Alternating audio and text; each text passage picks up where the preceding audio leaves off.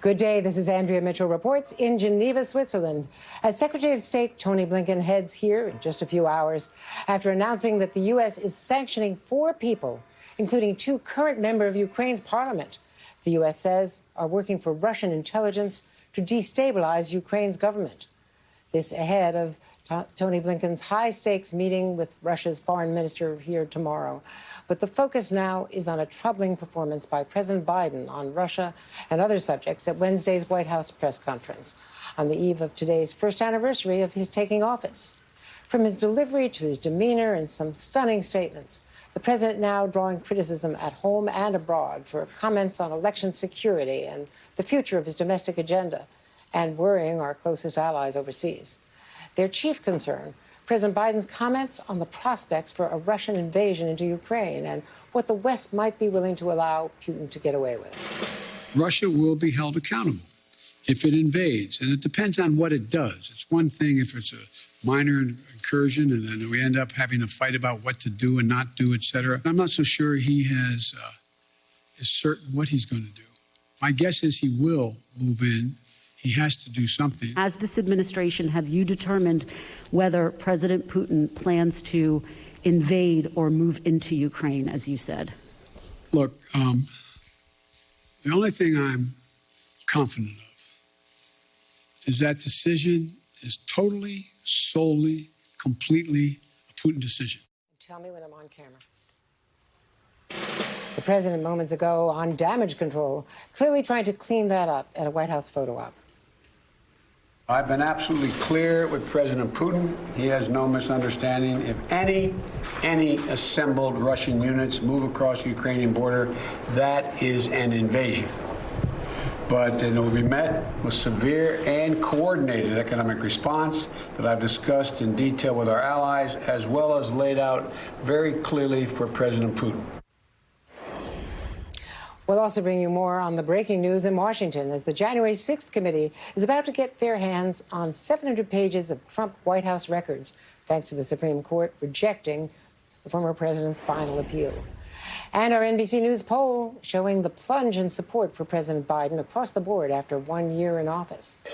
But we begin this hour with our on Russia, Ukraine, and other major topics from the president's press conference. Joining me now, NBC senior Capitol Hill correspondent Garrett Hake, who's going to be with me throughout the hour, NBC chief White House correspondent of Weekend Today, co-host Peter Alexander, Stephanie Cutter, former White House advisor to President Obama and deputy campaign manager for his 2012 re-election campaign, former Republican National Committee chairman Michael Steele, and Jason Furman, former chair of President Obama's Council of Economic Advisors, and Dr. Amish Adalja, senior scholar at the Johns Hopkins Center for Health Security.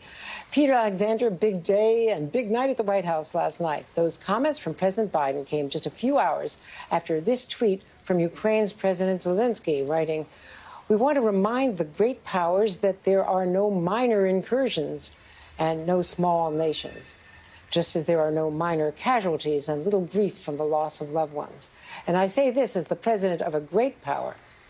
Peter, the president and his team are making every effort to clean this up last night and today."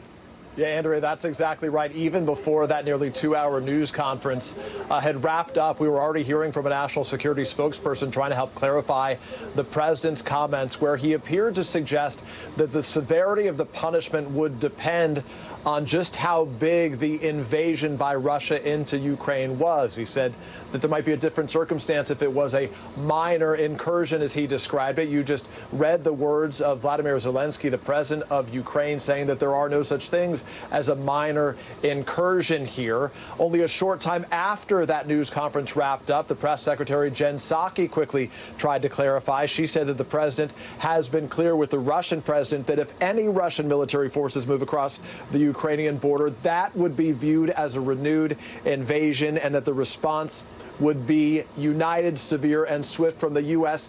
and its allies, because the president also revealed that there had been some divisions or remain divisions among some of America's NATO allies there. And this morning, Savannah Guthrie, our colleague, pressed Kamala Harris, the vice president, on this very topic as well. Here's part of that exchange. The president also openly talked about division within NATO countries and NATO allies about what to do in the event of a Russian incursion. How damaging is that when the message that's being preached overseas at this moment by our Secretary of State and others is that NATO stands united? I will tell you, and I think your audience knows, Joe Biden has been working as the former head of foreign relations and as the former vice president and a senator in a role of leadership on foreign policy for years. I have witnessed him continuously engaged in direct and honest conversations with our partners and allies, and this is no exception. Obviously very different when Joe Biden spoke as the head of the Senate Foreign Relations Committee than it is when he spoke as president. Why you saw him using notes, Andrea, when he made those comments today, so there would be total clarity in his position.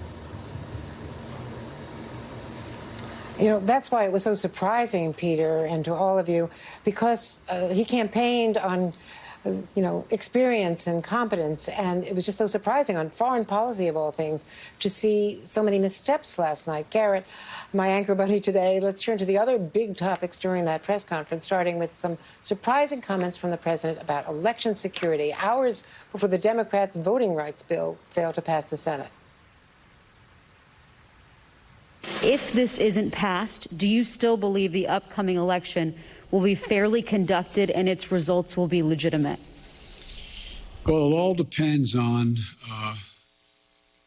whether or not we're able to make the case to the American people that some of this is being set up to try to alter the outcome of the election. I mean, sure, I'm not saying it's going to be legit. It's the increase in the prospect of being illegitimate is in direct proportion to us not being able to get these reforms passed.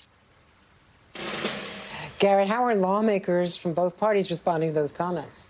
Well, the comments came right in the middle of this debate on the voting rights legislation over in the Senate, and several Republican senators seized on them as evidence, they said, that the president was politicizing this issue, that, you know, he was trying to undermine American elections. It was really, I think, a notable moment in that debate. Now, the White House has been trying to clear this up since this morning. Jen Psaki was asked about it on Fox News. She tweeted later saying that, of course, the president wasn't trying to undermine American elections. Far from it. He was trying to say that it's important to defend Americans' electoral institutions.